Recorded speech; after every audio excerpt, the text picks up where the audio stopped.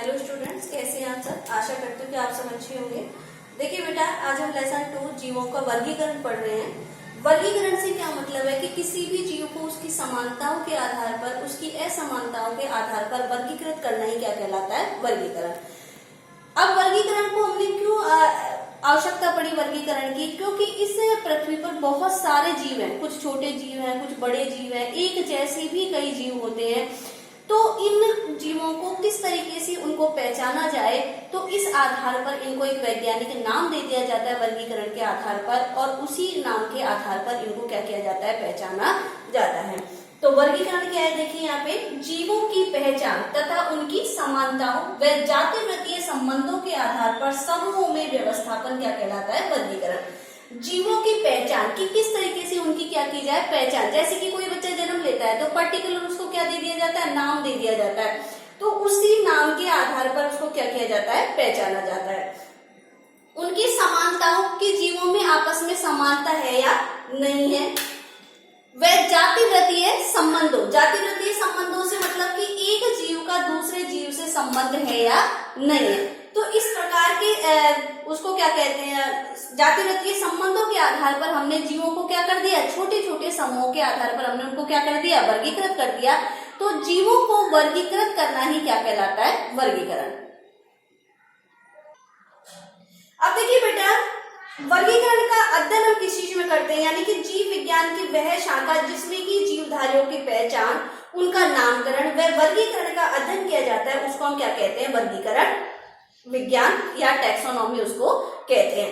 अब वर्गीकरण के आधार पर हम जीवधारियों की क्या करते हैं, पहचान करते हैं, उनको एक विशेष नाम दे दिया जाता है और उसी नाम के आधार पर उसकी क्या की जाती है, पहचान की जाती है। जैसे कि हमने नीम को नीम नाम दे रखा है। अब नीम जितने भी हमको नीम के पेड़ दिखाई देंगे तो उस आधार पर हम उसको पहचान लेते हैं कि भाई ये क्या है, नीम का पेड़ है, ये पीपल का पेड़ है, ये आम का पेड़ है। तो इन्हीं पेड़ों को बाद में किसका नाम दे दिया जाता है, वैज्ञानिक नाम प्रदान कर दिया जाता है। और उन वैज्ञानिक नाम के आधार पर पृथ्वी पर जितने भी पेड़ पौधे हैं उनको उसके आधार पर क्या कर लिया जाता है, पहचान लिया जाता है। तो पहचान के आधार पर उनको क्या दिया जा रहा है, उनको नामकरण दिया जा रहा है। तो इसे ही हम क्या कहते हैं, वर्गीकरण।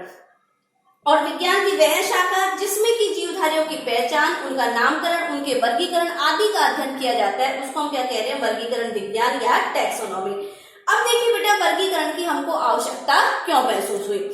वर्गीकरण की आवश्यकता क्यों हुई, क्योंकि वर्गीकरण जो है वो किसी भी जीवधारी को सार्वभौमिक रूप से पहचानने के लिए अति आवश्यक है। सार्वभौमिक का मतलब है कि अगर हम जीव जगत में कहीं भी चले जाएं तो उस जीव को हम उसी के नाम के आधार पर क्या करते हैं, पहचानते हैं।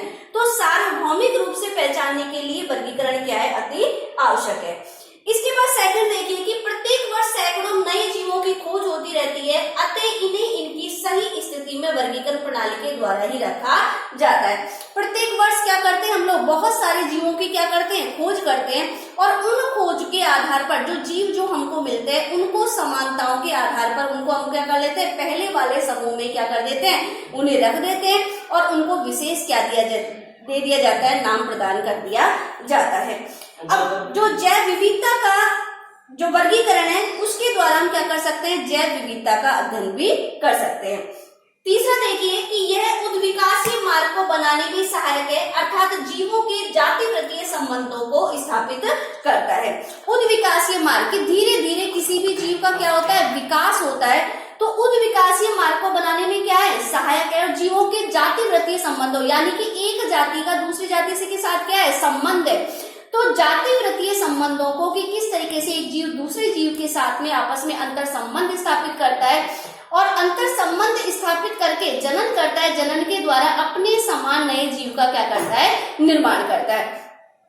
तो जीवों के जातिवृत्तीय संबंधों की स्थापना भी किसके द्वारा की जाती है, वर्गीकरण के द्वारा।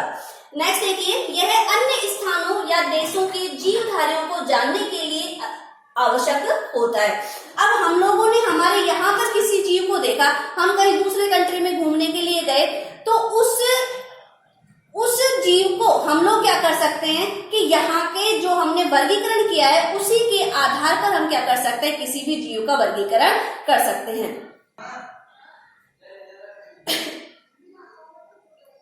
नेक्स्ट, लक्षणों की समानता समानताओं के कारण समूह के एक या दो जीवधारियों के अध्ययन के द्वारा संपूर्ण समूह के बारे में जानना सरल हो जाता है। अब देखिए बेटा, जो जीव है वो क्या किस में रहते हैं? समूह में रहते हैं। तो समूह में अगर हमको किसी भी एक या दो जीवधारियों का हमने अध्ययन कर दिया तो उनके लक्षणों के बारे में हमको क्या कर जाता है? पता लग जाता है। तो उसी के आधार पर हम लोग क्या कर सकते हैं? संपूर्ण समूह की जानकारी को हासिल कर लेते हैं। नेक्स्ट देखिए, अनेक बार जीवों के नाम अत्यधिक भ्रामक होते हैं, उनके नाम से वर्गीकृत स्थिति व सही रूप का पता नहीं लगता है। अब देखिए बेटा, कुछ जीवों के नाम इतने भ्रामक होते हैं कि हम लोग उससे पता ही नहीं लगा पाते कि भाई ये क्या है। जैसे कि अगर हम यहाँ पे एग्जांपल ले रहे हैं समुद्री घोड़ा। अब देखिए, नाम से हमको ऐसा लग रहा है जैसे कोई समुद्र में रहने वाला कोई स्तनधारी घोड़ा है। भाई नाम से तो ऐसे लग रहा है ना, जबकि समुद्री घोड़ा जो है ये समुद्री घोड़ा ना हो करके एक समुद्र में रहने वाली क्या है? अस्थिल मछली है। तो इस तरीके से कुछ जीव जो होते हैं उनके नाम इतने भ्रामक होते हैं कि उनके बारे में उनकी सही स्थिति का हम पता नहीं लगा सकते। तो वर्गीकरण के द्वारा एक निश्चित नाम दे दिया जाता है और उस नाम के द्वारा हम प्रत्येक जीव का क्या कर सकते हैं? पता लगा सकते हैं। वर्गीकरण के द्वारा जीवाश्मों का अध्ययन भी किया जाता है। अब देखिए, जब कोई भी जीव है वो जीवाश्म के रूप में परिणित हो जाता है तो हम लोग उसकी स्थिति को देख करके पता लगा सकते हैं कि भाई जो वर्तमान में जो जीव है उसको समानता और असमानताओं के आधार पर हम पता लगा सकते हैं कि भाई ये जीव किसका है। तो इस आधार से जो वर्गीकरण है वो जीवाश्मों के बारे में जानने में भी क्या करता है? सहायता प्रदान करता है। वर्गीकरण भावी संयोजों या छूटने वाली कड़ी को बताने में भी क्या है? उपयोगी है। वर्गीकरण जीव विज्ञान से संबंधित सभी शाखाओं को आधार प्रदान करता है, यानी कि ऐसी विज्ञान की ऐसी शाखाएं जो कि जीव विज्ञान से जुड़ी हुई है उन शाखाओं को समझने में भी हमें क्या करता है? सहायता प्रदान करता है। तो इस तरीके से वर्गीकरण क्या है, वर्गीकरण की हमें क्यों आवश्यकता महसूस हुई है, इसका हमने इस वीडियो में अध्ययन किया है। नेक्स्ट वीडियो में हम आगे के लेसन को क्या करेंगे? अध्ययन करेंगे।